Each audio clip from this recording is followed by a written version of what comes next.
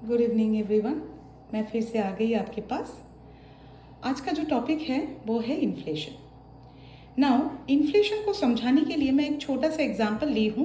देखिए, ये जो प्रोडक्ट है चना दाल, और इसका दाम लिखा है MRP 60 rupees and net weight is 1 kg। It is 1 kg and नीचे लिखा है जागो ग्राहक जागो।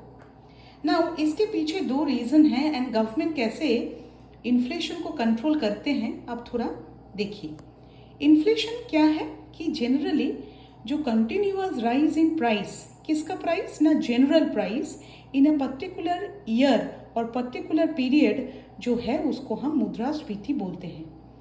तो मुद्रास्फीति में जो प्रॉब्लम है कि जो गुड्स है उसका प्राइस बहुत हाई रहता है, और हाई होने के बाद अगर लोग उसको हाई प्राइस में ही खरीदते हैं तो धीरे धीरे इन्फ्लेशन बढ़ जाता है। और ये जनरली होता है पल्सेस, नेसेसरी प्रोडक्ट्स का प्राइस अगर बढ़ता है मार्केट में। तो देखिए, मैं एक मैंने 5 kg का ये पर्टिकुलर चना दाल खरीदी हूँ। The objective was that government has come up with a certain objective कि इसी पर्टिकुलर क्वालिटी दाल को अगर हम कम प्राइस में पब्लिक तक पहुंचाते हैं तो inflation rate can be reduced. Fine, price level को कंट्रोल कर सकते हैं। ठीक है। और एक चीज़ है कि आप सोच सकते हैं कि कोई भी बंदा तो इसको बहुत ज़्यादा क्वांटिटी में खरीद के इसका होर्डिंग कर सकते हैं, और होर्डिंग करने के बाद इसका प्राइस बढ़ा के मार्केट में सेल कर सकते हैं।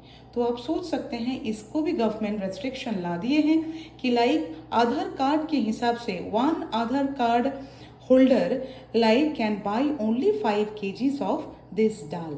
तो मैं जो बोलना चाहती हूँ कि इन्फ्लेशन को कंट्रोल करने के लिए हमको देखना पड़ेगा जो प्रोडक्ट्स का प्राइस इन्फ्लेशन को बढ़ा देता है या इन्फ्लुएंस करता है, हमको anyhow we have to take this kind of initiatives जिसके चलते इन्फ्लेशन कम हो सकता है।